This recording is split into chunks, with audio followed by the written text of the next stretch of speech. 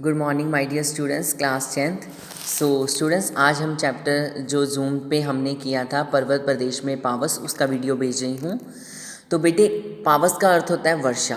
तो जो हमारे कवि हैं सुमित्रानंद पंत जी, वो इस वीडियो के थ्रू मैं उनके बारे में आपको बता रही हूँ कि उन्होंने इस पाठ में, इस कविता भाग में, इस कविता में बताया है कि जब पर्वतों के प्रदेश में वर्षा ऋतु का मौसम होता है तो वहाँ का वातावरण कैसा होता है, उन्होंने अपनी इस कविता में आपको बताया है।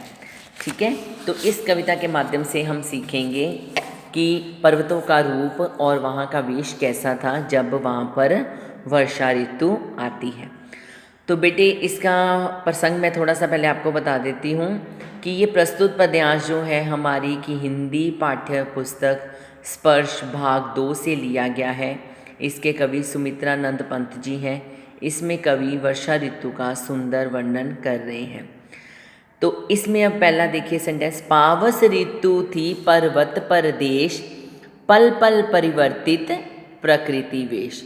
पावस मैंने वर्षा, पर्वत प्रदेश मैंने पहाड़ों का राज्य, पल पल यानी कि क्षण क्षण, हर पल, परिवर्तित बदल रही है, प्रकृति वेश, कुदरत का वेश बदलना यानी कि कुदरत का रूप।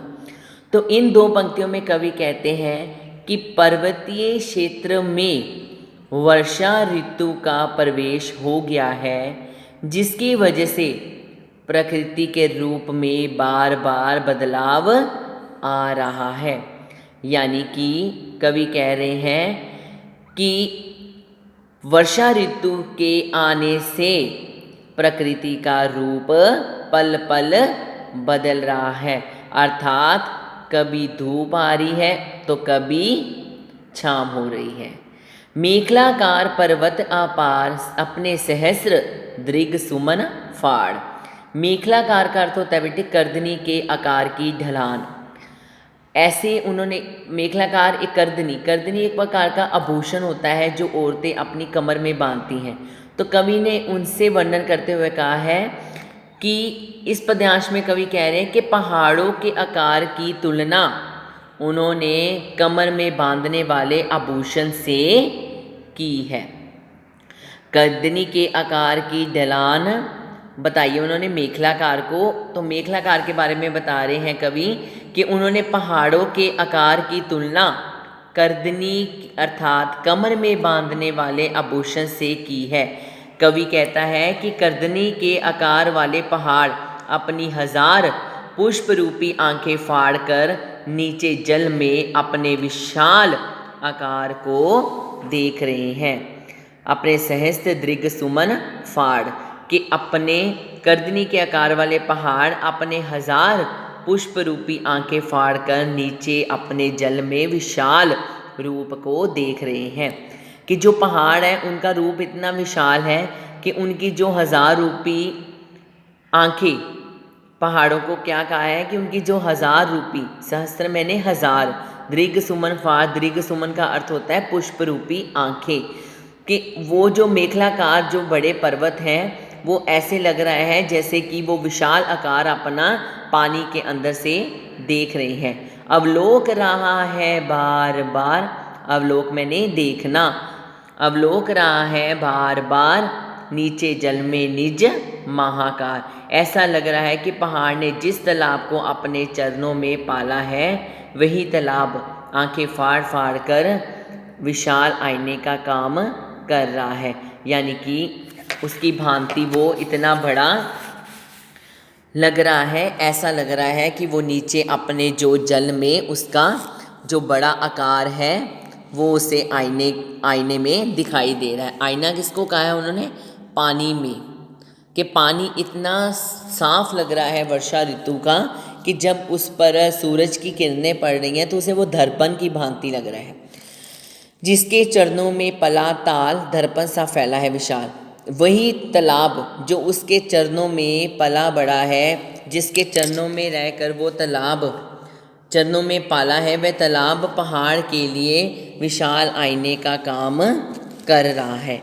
गिरी का गौरव गाकर झरझर, मद में नस नस उत्तेजित कर, मोती की लड़ियों से सुंदर, झरते हैं झाग भरे निर्जन। बेटे मैंने मुश्किल वर्ड सारे लिख दिए हैं, बाकी आपके चैप्टर के अंदर भी इसके मीनिंग दिए हुए हैं, आप कंफर्म कर सकते हो।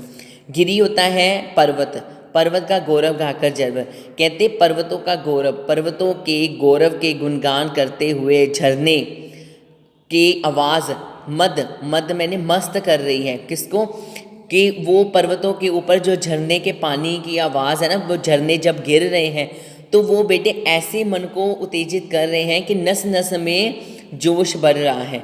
मोती की लड़ियों से सुंदर, झरते हैं झाग भरे निर्जन, कि मोती की लड़ियों से सुंदर, कहते हैं वो झाग के जो झरने हैं ना, वो झाग जो है वो सफ़ेद मोतियों की भांति लग रही है। जब झरने बेटे अब पानी जब उसमें से नीचे बहता है तो पानी की इतनी स्पीड होती है और वो इतना साफ़ होता है कि दूर से ऐसे लगता है जैसे वो झाग बनी हुई है, और वो सफ़ेद पानी इस तरह की भांति लग रहा है जैसे कि ऐसे लग रहा है जैसे कि वो मोतियों की लड़ी हो। गिरिवर के उठ से उठकर उच्चाकांक्षाओं से तरुवर है, झांक रहे नीरव नभ पर, अनिमेष अटल कुछ चिंता पर।